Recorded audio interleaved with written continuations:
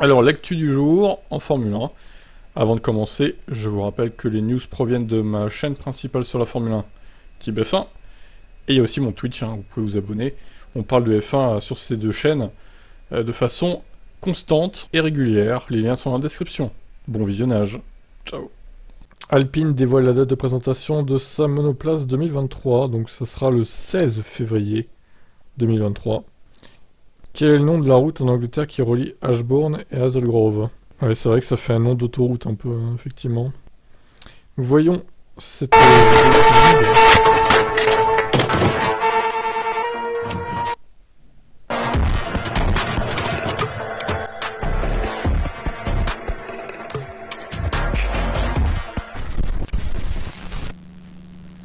Alors, je trouve dommage de la présenter à Londres, par contre. Ils auraient pu la présenter à Paris ou, je sais pas, en France, ailleurs. Sachant que c'est une écurie 100% française. Bon, je sais qu'il y a Enstone, évidemment, mais bon. Il y a quand même deux pilotes français, quoi. Bref, c'est peut-être pour être plus proche de Silverstone, du coup, pour le Shakedown. Allez, 16 février, donc. Donc, pour rappel, AlphaTauri, c'est le 11 février. Aston, le 13. Ferrari, le 14. Et Alpine, le 16. Voilà, je vous laisse commenter. Alors... Les planchers 2023 vont coûter une demi-seconde, apparemment. Évidemment, cette demi-seconde sera sûrement trouvée au fur et à mesure des courses. Tombazzi, directeur de la monoplace de l'FIA, est convaincu que ces mesures étaient essentielles et évoque la perte de performance qu'il faut attendre. Je ne doute pas que nous avons fait ce qu'il fallait, nous avons essayé de trouver une solution pragmatique à court terme et une solution à moyen terme. Ça ne va pas forcément dissiper le marsouinage complètement, mais il y en aura un cran de moins. Lorsqu'il lui est demandé combien d'appui les équipes peuvent s'attendre à perdre, Tombazzi répond « Pas tant que ça, j'aurais pensé qu'elles allaient perdre 15 à 20 points, ce qui correspond peut-être à une demi-seconde, ou quelque chose comme ça, peut-être. Mais bien sûr, le développement va probablement surpasser tout ça. » Selon Tombazzi, personne n'avait anticipé l'ampleur du problème. Tout le monde a été un peu pris par surprise. J'ai eu des commentaires suffisants de la part de gens dans le département historique et d'anciens, mais en réalité, personne n'avait vraiment prédit cela. Mais une fois qu'on a bien compris le problème, comment il se produit, nous avons pris des mesures et en parallèle, les équipes ont aussi beaucoup d'appui. Ont aussi beaucoup appris, pardon. Et elles auront aussi beaucoup d'appui, du coup. Dans l'ensemble, oui, il y a eu un énorme changement depuis Bakou quand on sait ce qui s'est passé. Bien que les écuries et la FIA maîtrisent désormais mieux le sujet du marsouinage, Tombazzi ne veut pas croire que le problème va disparaître complètement. Je pense qu'il va forcément être réduit avec ces changements, mais quant à savoir si nous en sommes suffisamment éloignés, ou s'il va y en avoir, occasionnellement, on verra bien. Ah, il y en aura peut-être un peu pour certaines voitures, mais bon, normalement, le marsouinage, c'est quasiment de l'histoire ancienne maintenant. Peut-être à Bakou, 2023 encore, ouais. C'est vraiment un circuit bosselé, donc à moins qu'il resurface, il y en aura peut-être quelques peu. Allez, je vous laisse commenter ça. Alors, As dévoile un nouveau logo pour 2023. Avec une flèche rappelant Monogramme, évidemment, qui est son sponsor titre. Le nom officiel de l'équipe a changé. Pour fêter cette nouvelle ère, As a également changé son logo. Le logo Monogramme est désormais présent dans l'anneau qui entoure le H de As. Découvrez le nouveau logo de Monogramme. Bon, ça c'est des gens qui font la fête, merci. Ok. Eh ben, que dire d'autre? Super. Alors, est-ce que ce changement de logo va faire que l'équipe sera plus performante, la voiture plus rapide? Rien n'est moins sûr, hein. Vous vous rendez compte que As, ils vont jusqu'à changer leur logo pour plaire aux sponsors, quand même. Ça va très loin, hein. Ils sont prêts à tout pour se vendre, pour du pognon. Et oui, il faut bien payer le salaire de Hülkenberg, du coup. Bon, ben voilà. Monogramme As F1 Team a son nouveau logo. Qu'est-ce que vous en pensez de ce nouveau logo? Je vous laisse évidemment comme d'habitude réagir en commentaire et pensez à vous abonner si c'est pas encore fait. Allez, bye bye. Alors suite au scandale de la crypto-monnaie, eh ben écoutez, AlphaTauri supprime également les crypto-sponsors de sa liste. Bon, après qu'il ait été annoncé que la Skoda Ferrari mettait un terme à son partenariat avec Velas la saison prochaine, ça on l'a vu. On apprend maintenant que AlphaTauri a retiré les plateformes Phantom et ICM de sa liste de partenaires. C'est ce que rapporte decalspotters.com. La déconnexion entre les sociétés de crypto et AlphaTauri semble être la dernière clou dans le cercueil du mariage entre la F1 et le monde de la crypto. Mercedes a été la première à rompre avec son sponsor crypto FTX. Red Bull a également rompu ses liens avec Tezos. Les trois grandes équipes ont montré l'exemple et AlphaTauri suit le mouvement. Ça ne devrait être qu'une question de temps avant que nous entendions parler d'autres contrats de sponsoring rompus. Presque toutes les équipes de la grille sont en relation avec un sponsor de crypto-monnaie. Pour l'instant, d'ailleurs, le partenariat entre Red Bull et Bybit est toujours en place. Allez, Red Bull, là. Après Tezos, c'est Bybit maintenant. Au boulot.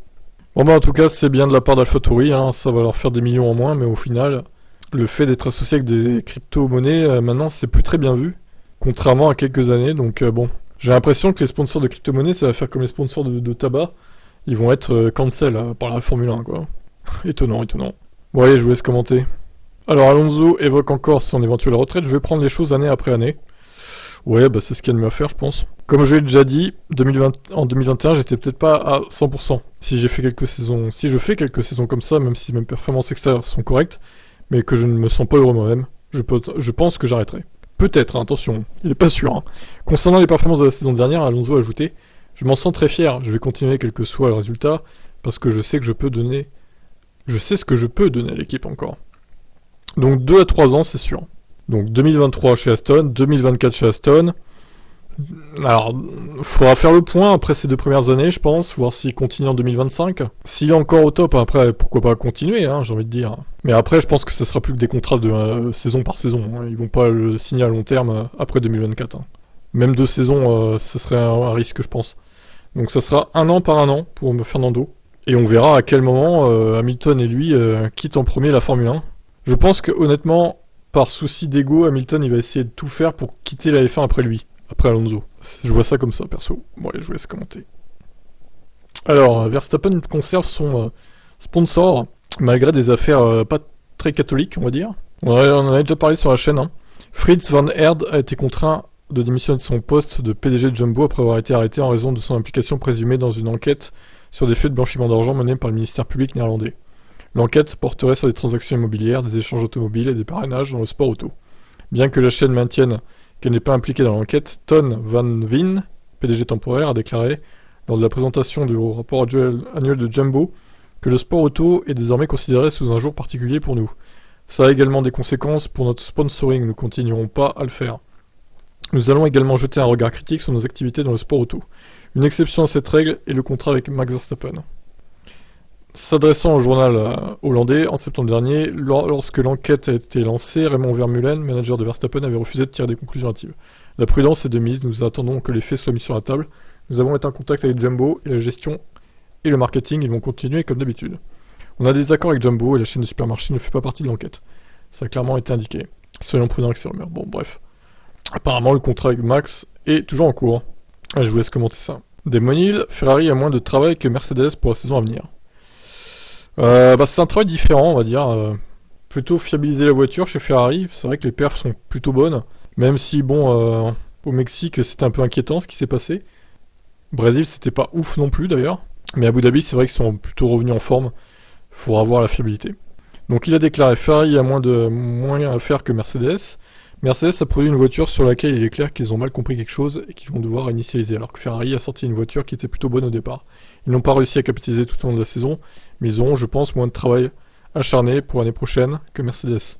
La deuxième place de Ferrari au classement constructeur leur permet de bénéficier de plus de temps de soufflerie par rapport à Red Bull, eux-mêmes pénalisés pour avoir dépassé le plafond budgétaire. Avec une réglementation stable et des performances meilleures montrées par Ferrari en 2022, tous les feux sont ouverts pour un coup derrière face à Mercedes. Ouais, pas tant que ça, hein. Faudra voir. Hein. Je pense qu'ils ont plus de marge de manœuvre chez Mercedes que chez Ferrari. Hein. Allez, on verra ça. Ciao. Et Lewis Hamilton qui se dit dévasté par le décès de Ken Block. Voyons ce qu'il a déclaré, Lewis Hamilton. Apparemment, ils étaient assez proches, les deux. Je me suis quasiment coupé des réseaux sociaux pour me centrer sur ma santé et mon bien-être. Aujourd'hui, j'ai reçu une nouvelle d'une perte d'un cher ami. Je suis dévasté d'apprendre son décès. Une personne tellement incroyable qui a toujours vécu sa vie à fond. Je me souviens de la première fois que nous avons travaillé ensemble et comme il était optimiste. Il avait tant de talent derrière un volant. Il y a quelques années, nous avons eu un super moment à faire du ski héliporté et du snowboard au Canada. Nous avions tellement de respect l'un pour l'autre. Il va vraiment nous manquer, mes pensées et mes prières vont à sa belle famille. Il est parti trop tôt, repose en Pékin. Button a lui aussi eu un mot pour lui. Je suis sous le choc d'apprendre son décès. Un tel talent qui a tant fait pour notre sport. Il était un véritable visionnaire avec son propre style unique et son sourire contagieux. Notre sport a perdu l'un des meilleurs aujourd'hui, mais surtout un grand homme. J'envoie tout mon amour et des câlins à la famille Block. Voilà pour la réaction. Donc, il y en a sûrement d'autres, mais on peut pas tout faire. Et il y a eu la réaction de Mohamed Ben Sulayem aussi hier. J'en ai parlé sur Team Motorsport. Abonnez-vous à cette chaîne si c'est pas fait. Voilà, RIP Ken évidemment. Repose en paix.